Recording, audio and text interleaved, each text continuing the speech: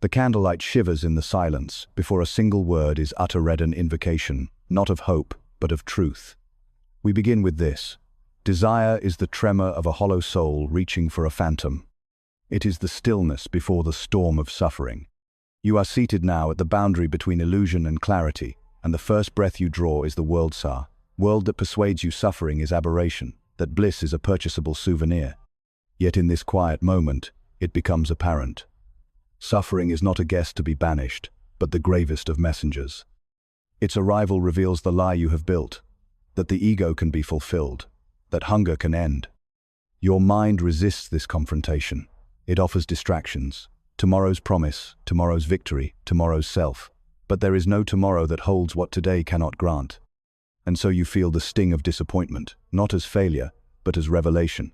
The false promise of acquisition fractures. In that fracture, a light glimmers. Walk with me now into the valley where all illusions collapse, the lies of progress, the narrative of self-improvement, the myth of forward motion as redemption. Progress is a pale echo of the will to power. Improvement, a more sophisticated cage. You have pursued this path, the diploma, the accolade, the relationship, the image, yet each achievement delivers only the shadow of relief, a fleeting hush before the next ripple of craving. The mind is voracious, it devours its victories and leaves behind the husk of discontent, and so you chase again a king, hollow, possessed by the echo of lack. Pause. You look within and discover suffering not as an enemy, but as the patient teacher. It presses you to acknowledge the emptiness you have tried to fill with externals. It disrobes your illusions. In the absence of distraction, you confront the yawning question. What remains when desire falls silent? The answer is not a treasure, but an emptiness. And in this emptiness, a strange beauty arises. A lamp in the dark reveals precisely nothing, but in that nothing, everything appears differently. The colors grow dim, the shapes lose definition, but clarity sharpens. The self is undone, not by triumph, but by the simple act of seeing. Every 2 minutes that pass in this turning of the mind, you feel release, not a soaring, but a deep exhalation. Each realization, desire is craving, craving is suffering. You sink into that current, and for a moment the current ceases. The world outside proclaims consumption as cure, happiness as a brand clothing, lifestyle, experience packaged to anesthetize the wound. But the wound is not to be anesthetized, it is to be recognized. It is the wound of separateness, of longing to be other than this moment. To cut through that, you must become more intimate with suffering, not less. You see modernity's promise for what it is, a glittering distraction. Technology extends desire into every crevice. Social media, endless options, constant comparison. They whisper, "You are not enough," but in that whisper lies the crumbling of self. When you grasp the whisper, you realize it is mere signal, not substance. And you exhale. Release resonates through bone. You are not your likes. You are not your output. You are the observer of all that stirs and dissolves within you. Now the heart sees that suffering is the crucible of clarity. The more you resist it, the deeper you are trapped. The more you acknowledge it, the more you are liberated from the tyranny of becoming. This is not a promise of reward, it is a witnessing of reality. It is the only liberation. You have felt the quiet that follows surrender. It is not stillness of comfort, but stillness of truth. The pulse of desire ebbs. In its absence, what remains is unspeakable, the knower of suffering. The knower that is no one's, that was never owned. Time itself is revealed as the tyranny of desire. This moment, this unrepeatable moment is what stands when all else collapses. Desire stages the future, regret hoards the past, but only this moment lives. And when you rest in it, you find it is enough not because you have filled it, but because nothing can fill it. Each 2-3 minutes, a release. Each admission, the ego's structure dissolves. Without scaffolding, the self becomes formless. You don't build again, you reside. In that residency, sorrow's edge softens. A strange comfort appears in being stripped bare. We unweave the cultural mythology. That true satisfaction is a product. That success is a station. That one should self-optimize. We replace it with silent recognition. You are suffering, as all beings suffer. And you suffer not because you are broken, but because you are real. There is no salvation, only recognition. Recognition that your wandering mind is the symptom of a deeper thirst. Recognition that no amount of accumulation goods, experiences, status, can quench that thirst. When you realize this, there is no fear. There is no need for motors of ambition. There is only quiet seeing. In this seeing, compassion arises not as practiced virtue, but as natural resonance. Self-compassion. The world's suffering does not repel or seduce you. It is simply there. Yunmashq recognized the vast field of sorrow, and sorrow is no more than the echo of life itself. You rest in your place within the field, no longer apart, no longer special, no longer excluded. The illusion of self-importance collapses. In its collapse, the veil is rent. You see the world's beauty harsh, brutal, fleeting as it is. There is no claim, only resonance. The script draws its light from this unspeaking final clarity. Not in celebration, only in sober transcription. The lamp guttering, the candle spent, the space beyond words. The soul, stripped of aspiration, hovers in the quiet absence of desire. And in that absence, there is no you but. Perhaps there is consciousness, there is sensation, there is the world, there is no lacking, there is no fullness, only this accurate presence. The lamp flickers, your breath softens, the candle dies, the voice ceases, and the self, with all its longing, dissolves into night. Suffering, once seen not as an error but as the very axis upon which the wheel of life turns, begins to lose its terror. It no longer appears as an intruder but as the essence of existence itself, the trembling of the will, made visible through flesh, through thought, through time. The beast does not suffer because it reasons, it suffers because it exists. The same is true of man. Consciousness is not a gift, it is a wound that never closes. All pleasure is a brief cessation of pain. Even our most exultant moments are but the dim glow following the extinguishing of some prior yearning. Joy is never independent. It always stands in contrast to an ache that preceded it.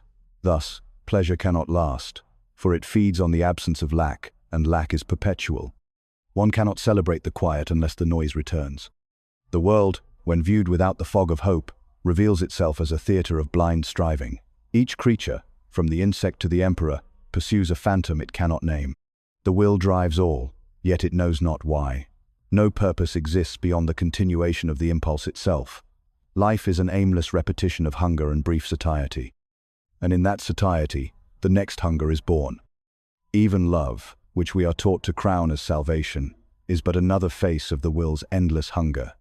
What seems transcendent in the lover's gaze is merely nature, disguising the drive to reproduce in robes of sentiment. The beloved becomes a mirror, in which the ego reflects itself more beautifully, and when that mirror cracks, it is not only love that vanishes, but the illusion of self-worth it upheld. Detachment, then, is not coldness, but lucidity. It is the recognition that nothing outside oneself can quiet the turmoil within. It is not the withdrawal from the world, but the seeing of the world without intoxication. When the wine of hope dries from the tongue, and the mouth speaks with clarity, the soul does not wither, it steadies. It no longer lunges, it no longer flees. Look at time, how it devours. Every hour you chased, every promise you clutched, is now a name written in water. The past, so vivid in memory, was never as full as you recall. The future, so luminous in anticipation, will never arrive as you imagine. Both are illusions the will projects to keep itself in motion. But motion toward what? Toward another breath, another meal, another distraction, all vanishing as they appear. To live without illusion is to mourn every moment in advance. Yet in that mourning there is peace. For once you stop demanding that the world delight you, it begins to simply be. And being, without the distortion of hope, contains a quiet majesty. The tree does not strive to become more than a tree. The stone does not lament its stillness. Only man lives in the torment of becoming. The body, too, bears the mark of this endless becoming. It decays even as it grows. Youth is not a state but a brief delay of entropy, and even in health, the seeds of collapse are sown. Every cell that divides is one step closer to death. This is not cruelty, it is law. The body exists to host the will, and the will burns it out like a candle in the wind. We cling, not to life, but to the idea of life as it should be. That clinging is suffering. We want the weather to obey our moods, the people to mirror our needs, the years to unfold according to our comfort. But the world has no interest in your contentment. It proceeds, indifferent, beautiful in its cruelty. Only when you stop insisting upon your narrative does the beauty appear. In detachment, the thorns reveal their own form of grace. The individual self, this fragile bundle of preferences, fears, memories, is a mask worn by the will. It convinces you that you are separate, that your pain is unique, that your desire matters.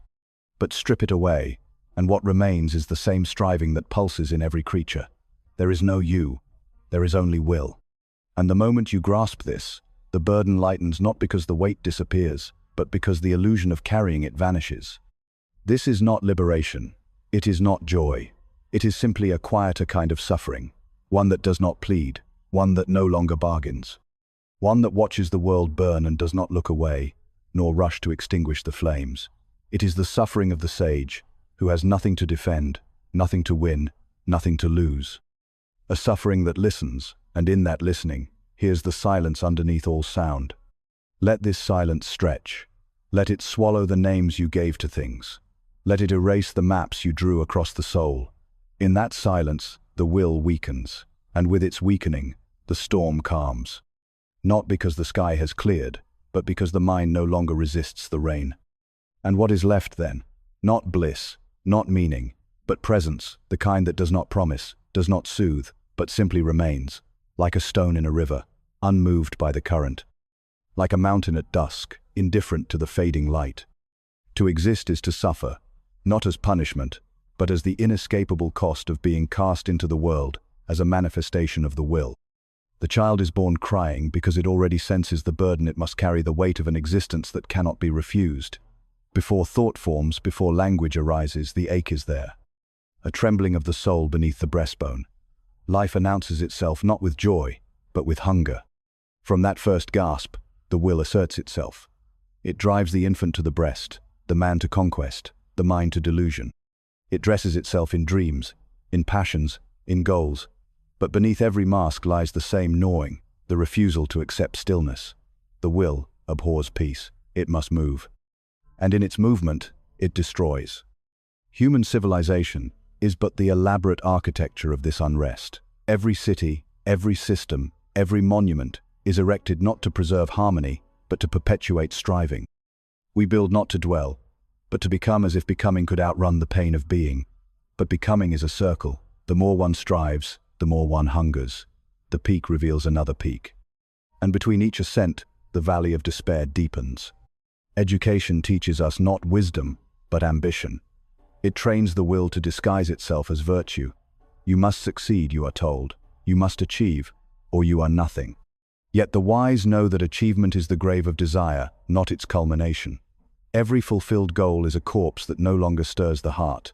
One can only chase anew or collapse. And collapse becomes a kind of grace, if one has eyes to see it. The man who loses everything finds, at last, that he has been chasing phantoms. His suffering is now naked, no longer adorned in gold. It is this nakedness that frees him. For what is left when everything is lost? Only what cannot be taken. The recognition that all was illusion. Even love, the most sacred of our delusions, serves the will in its cruel theater. It promises unity, but delivers repetition. The lover is not seen, only desired. And desire, once fed, fades. What we mourn in heartbreak is not the other, but the illusion of escape they represented. Love is the hope that someone else can carry the weight of being, but no one can. Each soul must bear its own sorrow. Thus loneliness is not a flaw, but the truth of existence laid bare. The other cannot complete you, because you were never incomplete. You were always alone, even in the arms of affection. The touch of another is fleeting. Their breath fades, their gaze moves, and you are left with yourself, as you always were. In that solitude, if one does not recoil, one begins to see. The self, so long constructed as a bulwark against the void, begins to unravel. You realize that your name, your story, your identity, they are garments stitched by fear and worn to conceal the nakedness of your contingency. You were not born with a purpose. You were thrown into being, and you grasped at meaning to soften the fall. Religion, too, arises from this grasping. It promises that suffering is justified, that justice awaits beyond the veil. But there is no veil. There is only the stark sky and the turning earth. The gods are not silent, they are absent. And in their absence, man projects his fear into myth, his longing into prayer. but the silence remains, eternal, unbroken. Yet in this silence, something strange occurs. The mind ceases its thrashing, the heart grows still. One no longer seeks to be delivered, but to see clearly. This is the beginning of wisdom, not knowledge, but vision without distortion, a seeing that does not flinch. You begin to observe the world as it is, not as you wish it to be. You see that the bird sings not for you, but because it must. You see that beauty is indifferent. The rose does not bloom to be admired. It blooms because the will in it demands expression, and when it withers, there is no mourning, only decay. Detachment emerges, not as a discipline, but as a consequence. When all illusions are seen through, the will begins to weaken, not vanish, but loosen. You eat, but no longer to indulge. You speak, but no longer to impress. You love, but no longer to possess.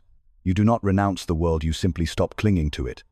This is the path not of joy, but of lucidity. It is a slow peeling away of hope, until what remains is bare awareness. Suffering does not cease, but it ceases to surprise. It becomes a companion, not an enemy. Its presence no longer stirs rebellion, but recognition. Like rain on the roof, it becomes part of the background, steady, constant, inevitable. And in this constancy, peace arises, not as triumph, but as the absence of struggle. The will still stirs, but its roar becomes a whisper. The self still moves, but without the fever of becoming. One lives, not to attain, but to endure. One breathes, not to fill the lungs with future, but to remain in this one breath unadorned, unpromising, complete. The illusion of satisfaction dissolves like mist at dawn. What you sought was never out there. It was never in the thing, the person, the place. It was the will's projection, the mirage of completion. To break free from desire is not to find something better, it is to realize that there was nothing to find. And in this realization, the soul goes quiet. Not because it has solved the riddle, but because it no longer needs an answer. The question itself was born of unrest, and now, in stillness, it fades. There comes a moment, subtle as dusk, when the soul no longer recoils from the bitterness of truth. It simply rests in it, as one might rest in cold water after the body has ceased its shivering. This is not courage, but the exhaustion of resistance, and with that exhaustion, clarity spreads. Not the clarity of knowledge, but of abandonment, the laying down of the will's arms after centuries of invisible war. Look closely and you will see. Everything in this world carries the mark of suffering. The old man in the park feeding birds with trembling hands, the child in tears over a broken toy, the woman waking beside a man she no longer loves, the laughter of crowds, frantic, almost desperate, hoping to drown the silence that follows them home. There is no life without pain, only lives where pain is hidden better. The world urges concealment. It tells you to mask your sorrow, to sculpt your suffering into something palatable, productive. But what dignity lies in pretense? Far greater is the quiet despair that dares to be seen, for in it you find kinship, not comfort, but the recognition that this burden is not yours alone. All who breathe carry it. Even those who smile the widest are, beneath their laughter, breaking. This is not to despair, but to see. And in seeing, you begin to live without pretense. You cease the endless masquerade of improvement. You drop the story that you are not enough, not yet complete, not yet fulfilled. Fulfillment was always a myth, a story told by those selling another staircase to nowhere. Even the body, which once seemed your ally, reveals itself as the cage of the will. Every sensation, pleasure, pain, hunger, fatigue is a summons to motion. The body enslaves the soul to a rhythm it cannot escape. It ages even as you dream of youth. It sickens even as you pray for strength.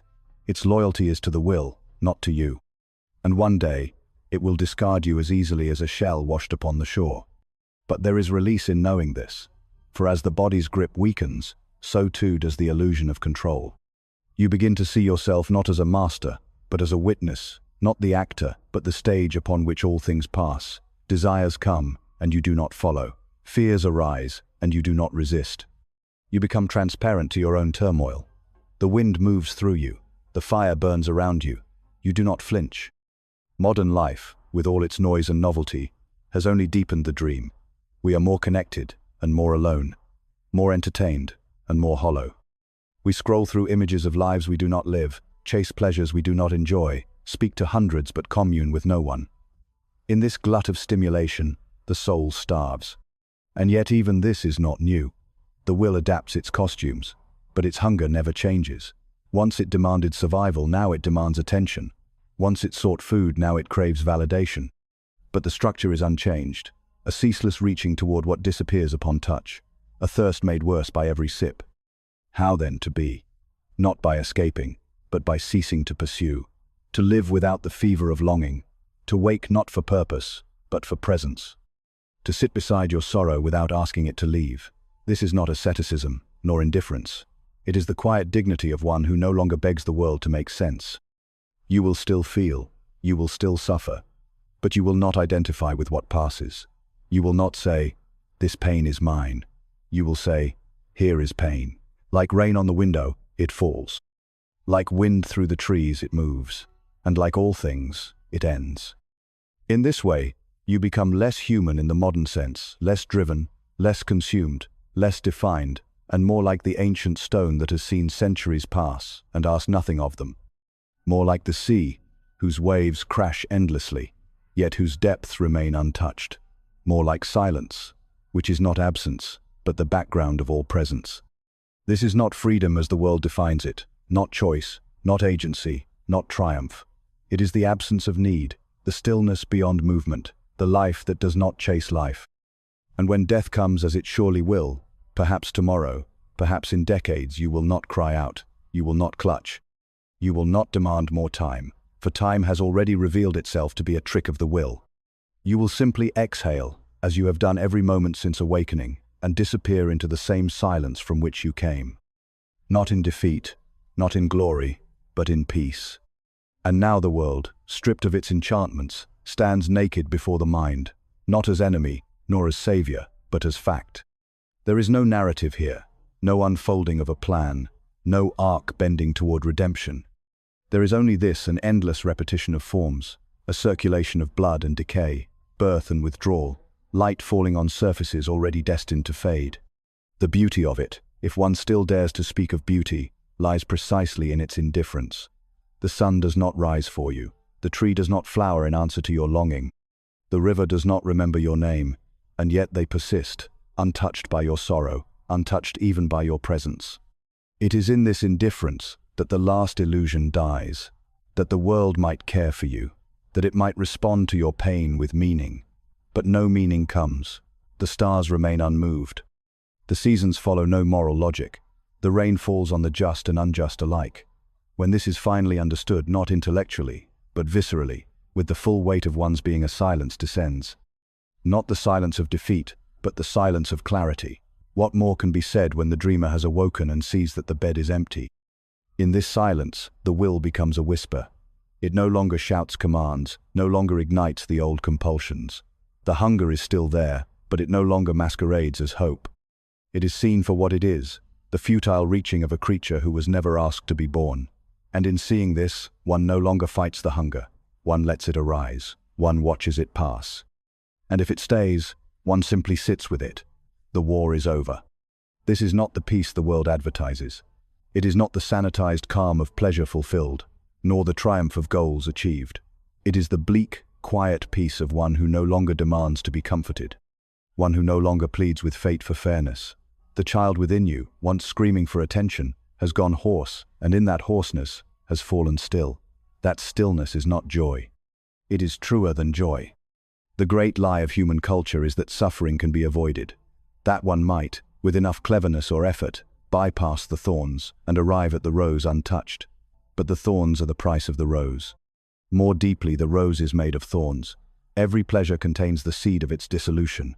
Every bond contains the ache of parting. Every beginning, the shape of its end. He who does not wish to suffer must not be born. And yet, here you are, born, thinking, breathing, moving toward your own disappearance. What to do then, with this interval between emergence and extinction? If not pleasure, if not meaning, if not greatness, then what? Simply this: to see the world without the haze of longing, to witness it in its raw, unadorned truth, to gaze upon the face of the transient without reaching to preserve it, to love the bird not because it stays, but because it sings before it vanishes, to sit with your own sorrow as one sits by a fire that offers no warmth, only light. to live without expectation, to breathe without desire. And as the days pass, you may find that suffering remains, but it loses its urgency. Pain still visits, but it does not define. Loneliness still echoes, but it no longer wounds. The ego still whispers, but its voice is small.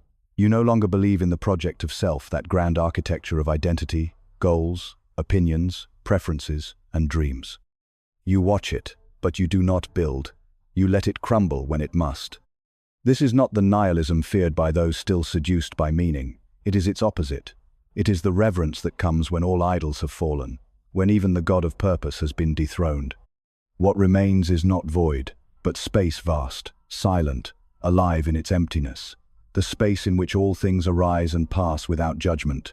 The breath you do not hold, the leaf you do not catch, the self you no longer defend. And in that space, the heart does something strange. It softens.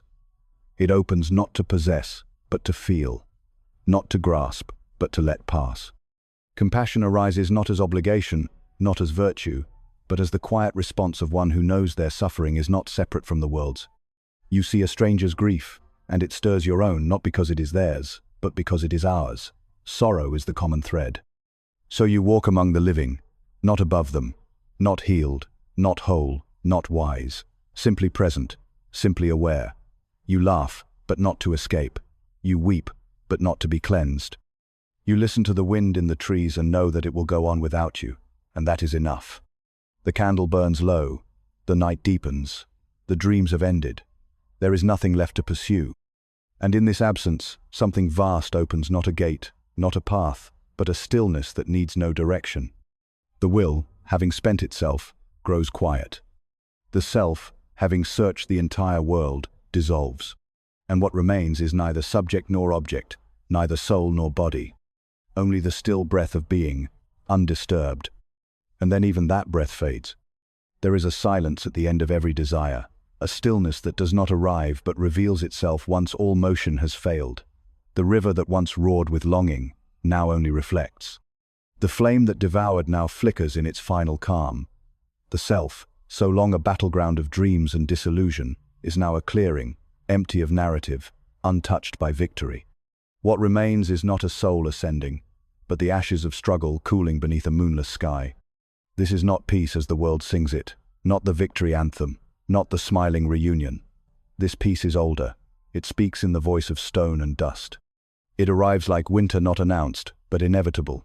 It does not rescue, it removes. One by one, your myths dissolve. The myth of arrival, the myth of becoming, the myth of happiness waiting just beyond this breath. They fall, not with a crash, but like petals, slowly, gently, until you see the branch bare. And you do not grieve that bareness. You do not cover it. You watch. You witness. And in the space where striving once reigned, a strange warmth arises. Not pleasure, not meaning, but presence, the soft gravity of now. You are no longer moving forward. There is no forward. There is no path. There is only the quiet endurance of being. Even your name grows distant. Your reflection no longer provokes. The past becomes mist, the future vapor. You sit where you are, and the world moves through you. The sun rises, but you do not chase it. The stars return, but you do not pray. You remain, like the shore remains as wave after wave forgets it. You endure, not to achieve, but because there is no longer anything to resist. All questions fade. They do not receive answers. They become unnecessary. Why am I here? What is my purpose? What comes after? These dissolve in the presence of what simply is. The questioner no longer speaks. And in this absence of inquiry, truth does not appear, only silence, profound and without edge. And in that silence, suffering changes. It does not vanish, but it no longer defines. It becomes part of the landscape like fog that never lifts, but no longer blinds. You feel it, but you do not fear it. You carry it, but it no longer carries you. It is no longer your enemy. It is the shadow that reveals light. It is the bruise that proves the flesh was touched. It is the echo that proves you once called out. You are no longer seeking to transcend. You are no longer climbing. You have forgotten the mountain. You sit at its base, and for the first time you see its shape. You see how all your suffering belonged. How every hunger pointed not to what was missing, but to the impossibility of fulfillment. you see how even beauty was a wound, sharp, aching, fleeting. And how its ache was the only truth. There is nothing to let go of now. Everything has already left. The hands are empty. The heart is quiet. The eyes do not search.